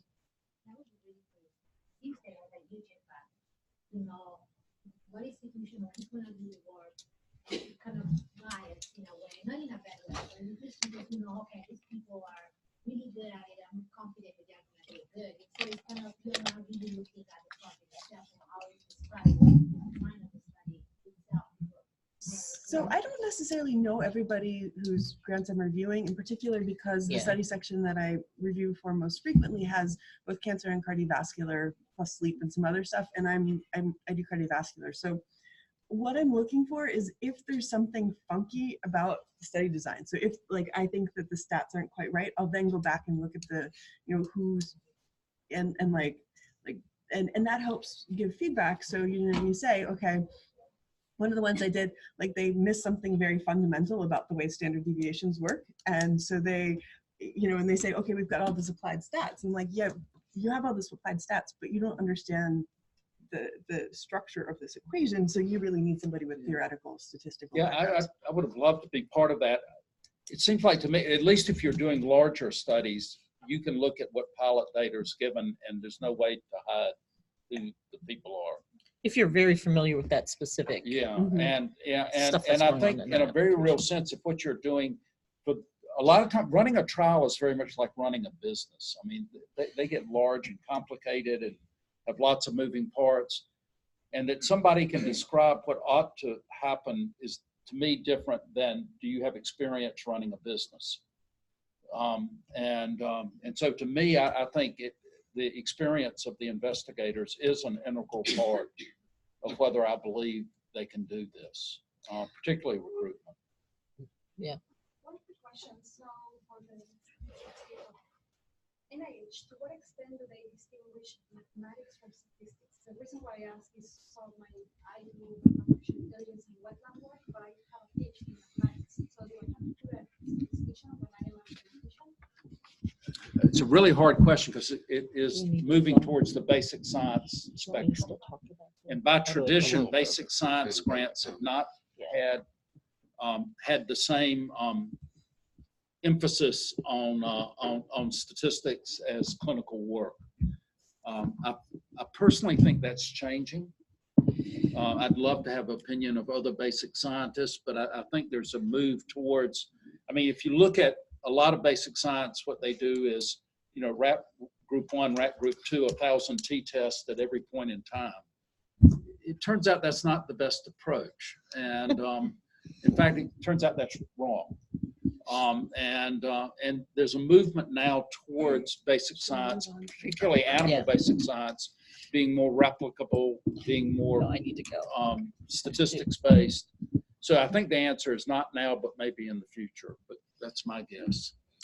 Okay, we're running a little short on time, so there will be, some of us will be able to hang around a little bit afterwards. So I'm sorry, I'm going to have to cut it off. But okay, so so what I had hoped was that Dr. Cropsey would tell us a bit about how she decided to structure the response to review based on what she got here. Now, it's a little tricky because Dr. Howard brought up issues that, as you heard, there was no statistician on the review panel. So there are some issues that have come up in this discussion that Dr. Cropsey didn't address in her response to reviews because it wasn't part of the review. So anyway. So you get a one-page introduction to address the reviews, okay, on your resubmission. It does not count in your 12 pages, it's separate. So it's one page, it's generally single line, has to stay within the font and margins. So what I tend to do is I tend to group it based upon the issues and under the specific headings. So for example, I start with the summary of the discussion, and then I move on to the significance, and then on to the investigative, and then move on by sections and include all the reviewers' comments, because sometimes there's overlapping comments. Reviewer 2 and reviewer 3 might say something very similar about it. So I just address it all in that one. And the main things that came out of the first review was they didn't like the main outcome, which was quit attempts, 24-hour quit attempts. So we really restructured that to be hard abstinence at, I believe, 6 months. They also had some concerns about the implementation issues. So we really tried to kind of structure it as an efficacy versus and effectiveness combo trial, because there were elements of both. And we really felt that that would be a way to kind of address some of the concerns, because we are randomizing people, which is really not effectiveness per se, but yet we still wanted to look at these more stringent outcomes. We also tried to address their concerns about medication and what happens if people don't have insurance. And so what we're doing is the study is going to cover some of the costs of the medications that aren't covered, just so that we're not shooting ourselves in the foot with looking at our primary outcome of smoking cessation and people aren't able to get the medication. Because really, at the end of the day, what we're trying to do is change physician behavior by prescribing and providing treatment, not necessarily, but they really wanted a hard smoking outcome. The other thing we added is we added in more preliminary data about the impact of smoking on HIV-specific outcomes, like, suppression of increasing viral virus and things like that, along with the adherence. We did add the statistician as well and made him really part of the team, although we've already heard about that. So that's kind of how we tried to address this and really tried to structure it. And if you brought the documents that we sent to you by email, so this is page 128 of the revised application on the page numbers that are at the bottom of the page. I think it's on the PDF, it may be a different number, but it's page 128. So you may want to just take a look through that. So when it comes back to the review panel, firstly, generally they try to assign some of the same reviewers. It's not, I guess not, most of the time it's probably not all three who are the same. So that's a little extra jeopardy that you may get a totally different opinion this second time around, which happens for sure.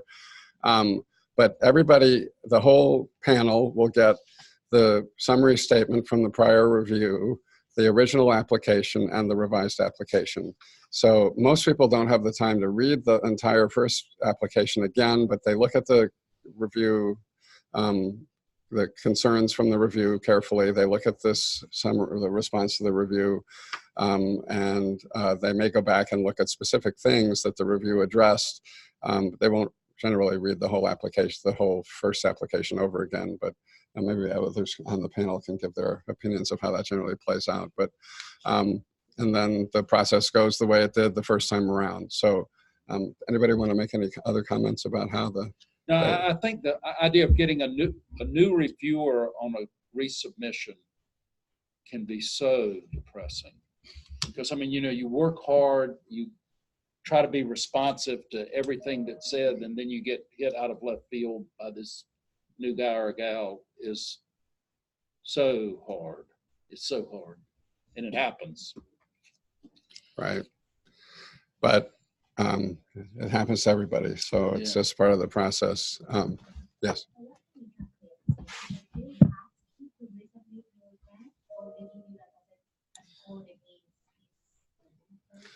So I think it's totally up to the investigator whether they resubmit or not.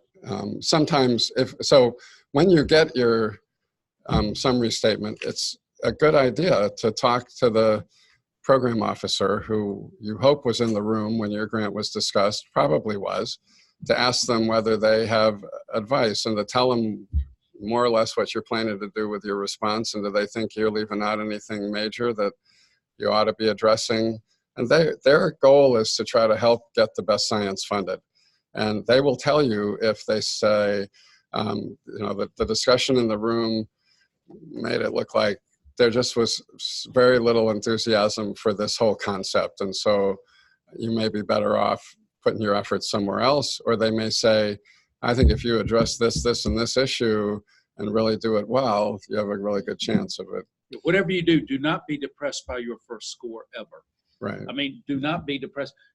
Let's say you're on a study section that gets 100 new applications every cycle. Well, remember 80 of those got rejected and they're coming back in. And of those 80, 40 of those got rejected and they're coming back in. And some others are coming back in now for even a third time. So you're going to, that study section, if 100 new ones come in every time, about a third of them are going to be first-time submissions, and 2/3 of them are going to be resubmissions or things coming back in, a large proportion. They have the advantage of having the comments of the reviewer, and they're going to be scored better than the first time in. And so if you can get in the top half on your first submission the first time in, you have really hit a home run. You've really hit a home run. Don't expect to be really, I mean, think about the arithmetic of this. The arithmetic of it is you're going to have your brains beat out the first time, okay? And there's the great quote by Calvin Coolidge that nothing in this world, there is no substitute for persistence. You know, genius is not, education is not, you know, forge on is the slogan that wins the day. And I think the other, to put in a plug for the CCTS panels, so one way to jumpstart that a little bit is to sign up for one of the panels. So that way you get sort of something like this. You know, it's not as before you submit. And you can do that for a first submission or revision. Okay, so we'll go forward. So just for your information, in case you don't have the paperwork in front of you, so the initial grant was scored a 48. So its average score was 4.8 when it was all averaged out, and that equated to being 43rd percentile. So, you know, that's discouraging, but it's not impossible at all. So, so now we're back with the resubmission. I'm just curious how long it took you to get the new submission. Was it the next possible cycle, or did you skip a cycle to get it in? Let me see. We got it back fairly quickly. So it was first reviewed in November 2016, and we got it back in, these are HIV cycles. So we must have gotten it in on May, the May HIV date for a July review. So no, that's good. Okay. Okay, so the next application for discussion is by Dr. Karen Cropsey, and I don't remember who all the other PIs are, but Heidi Crane and Connell O'Clair, and the reviewers are. Was primary last time. Yes. Be primary again. No, Dr. Levitan, Dr. Cropsey, and Dr. Howard. Can I have your preliminary scores? 3. You're next. 4. 3. Okay, so we're starting with a range of 3 to 4, so substantial enthusiasm. Can I have the first review, please? So this is a resubmission of an RO1 application from a multi-PI team led by Dr. Karen Cropsey. This is a hybrid effectiveness efficacy trial of smoking cessation algorithm implementation within HIV clinics try to increase smoking cessation prescriptions among people living with HIV. This clinical trial is proposed to be done at 3 different care sites in quite a diverse patient population.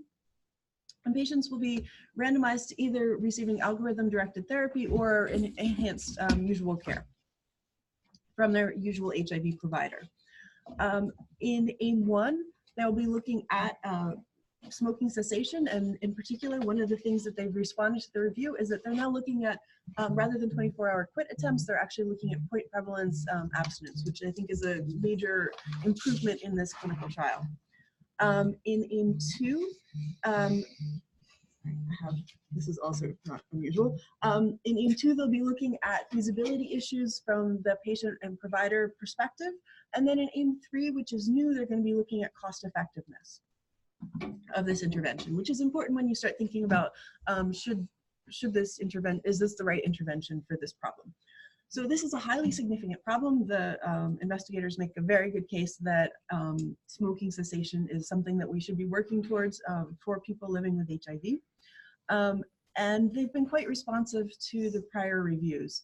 In addition, so they dropped a somewhat weak AIM-3 and have added a cost effectiveness aim. I'm not as enthusiastic about the cost effectiveness aim. I don't feel like it's really fully developed, and I'm not sure that they have the expertise on their study panel to really pull this off well. However, that's because of the significance and because really of the rigor of the approach for AIM-1 and AIM-2, I do think that this is a high impact application, and I think that this will be something that will change clinical practice for people living with HIV. Okay, reviewer 2? Am I too? I think so. Okay. By the way, just as out of character for just a second, I'm limiting most of my comments to the changes. It'd be inappropriate to expect Karen to be responsive to reviews that you never saw. so all of this is just limited to the things that are that are changes that were made in response to the review. So basically, as I said earlier, sort of a minute ago, that the investigators did add a statistician to the team. It's not at the co-investigator level. It was only at the staff statistician level, and it's only a master's level person. And there's concern that they don't have true commitment to biostatistics. The study, the second pilot study, apparently tested the exact same interventions, but now with the new outcome, with the new outcome that is in this revision, I don't believe is described in the pilot study. And so it's not clear what the magnitude of the treatment effect on the new prevalent smoking outcome was in the second pilot study that was offered. And hence, there's no real indication of the reasonableness of the presumed treatment effect, at least coming out of that pilot study. I was confused regarding the new outcome about the exact definition. On page 138, the application seems to imply that smoking prevalence is self-reported outcome captured by the CNICS system. If so, this is a substantial flaw, as it's an unblinded study with a subjective outcome or self-reported outcome. It could be substantial biases in the reporting of quitting, depending on whether or not you received active treatment. On the following page, the authors also note that they're collecting CO and offer a definition for smoking prevalence based on this measure. And so it's not clear whether it's a laboratory-based, which would have the advantage of being objective and reducing a lot of the concerns of the subjectivity of the assessment of the outcome in an unblinded study, and that would be a major strength. But if that is the outcome, they didn't discuss the anticipated problems and the likelihood of collection of the CO data. What is the anticipated missing data, or what is the description of the validity of that data? I think it was like 4 parts per million or something. I don't remember exactly.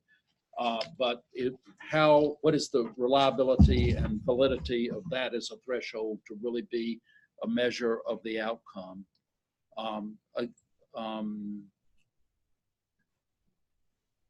All the other comments I made were repeats. So I'll stop there. Okay, thanks. Reviewer 3. I agree with the other 2 reviewers in terms of all the strengths and some of the limitations.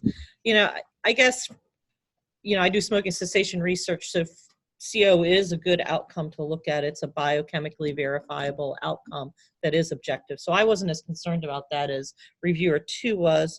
I guess the things that struck me were really more the sort of underdeveloped parts of AIMS 2 and 3. You know, like reviewer 1 noted, the sort of cost effectiveness, and reviewer 2. I wasn't as, I didn't feel that those were outlined as well as I would have liked to have seen them. But in general, I really felt like this was a good application. It's something that's needed. I like the kind of hybrid efficacy, effectiveness strategy. And so I think I'm just going to stop there. Okay. Any additional comments from the panel or other questions from the reviewers? Comments? Yes.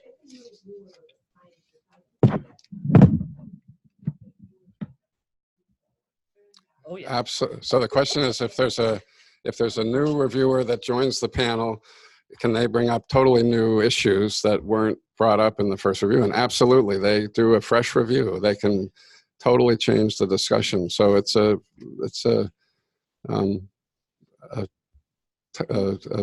risky situation, but for the even if you get the same reviewer, they might see something different. You know, it's been 6 months, 8 months, years since they last looked at it. So yeah.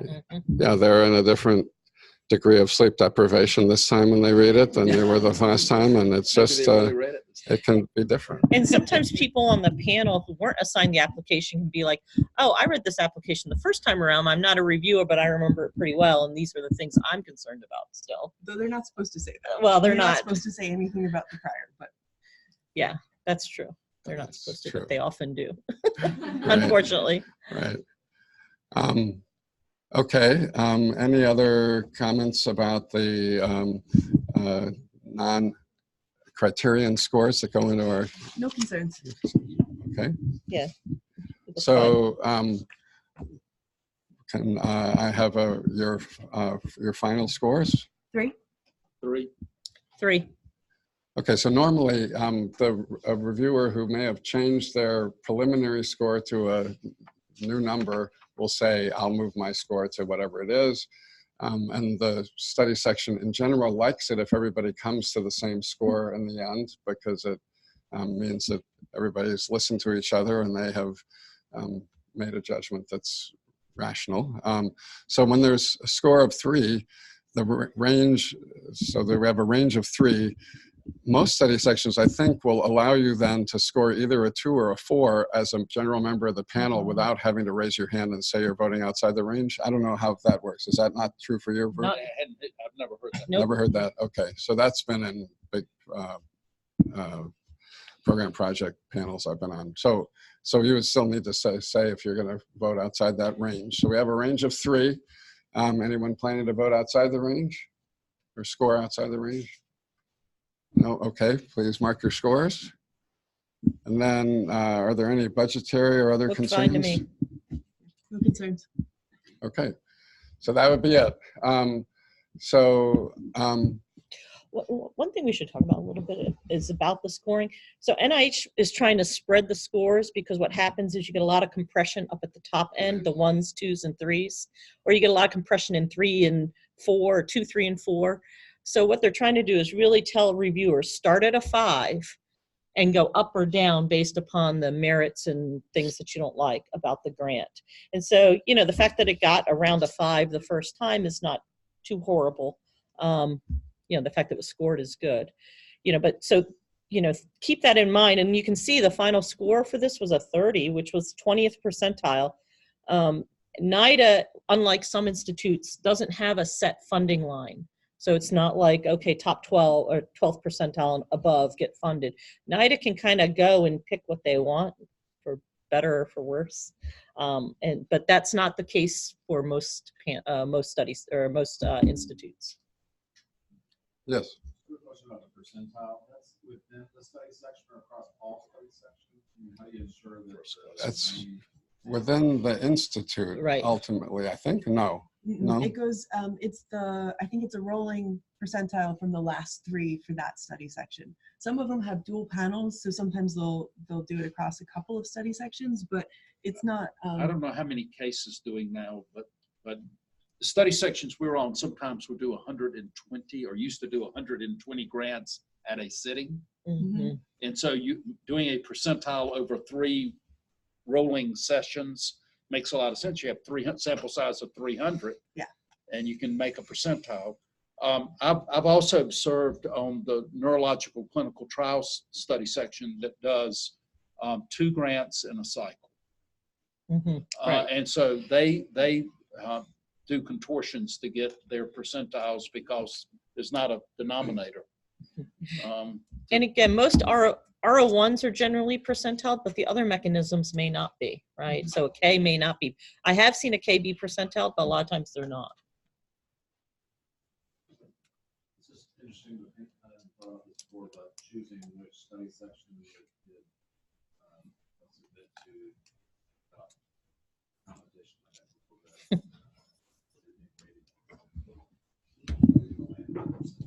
Yeah, so the comment is just that you can direct your grant towards one or another institute and towards a particular study section if you think you have a compelling reason to do so. And one of the reasons is to know what their scoring history has been like and what percentiles you're likely to come up with. You can see who the members of the panel were the last time it met. You can't know for sure who's going to be on the panel when your grant is getting considered, but you can have a good sense of it. It's just that there will be some new members brought on and there will be some people who drop off. And they're required to publish the list. I think it's a month ahead of time, but there may be a write-in reviewer or something who gets added at the last minute. That you are in no way ever supposed to contact the reviewers Right. before, after, any time. Right. And you get in trouble if you do. Right. Right. How long do people stay on? Generally 3 to 5 years, the standing members, but they bring on a lot of ad hoc people that they need very specific expertise for maybe a few of the applications, or people that they're kind of auditioning to be permanent members in a couple of cycles.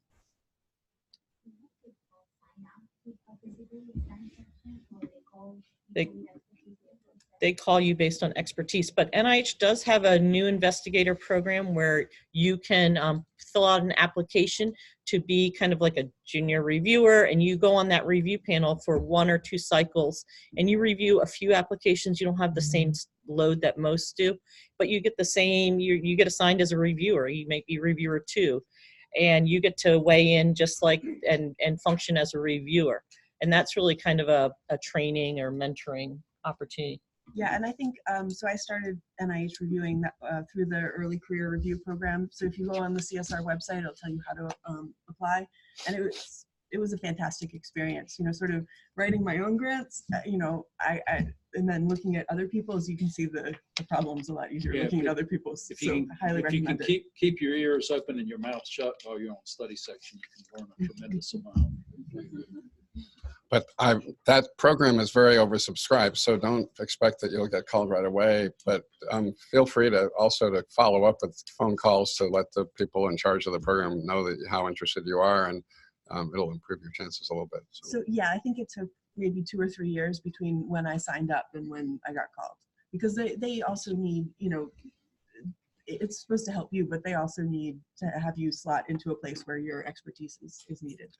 But it's also an area where your division director or somebody on your, one of your colleagues who's on a study section can let the people involved know that you're interested and that they think you have expertise that would be useful. And that's one of the ways to get your name known in the system. Okay, so several other people here have to go, but I thank everybody very much for their help with this process. A couple of us will hang around for a little while if you have more questions, but thanks a lot. Thank you so much.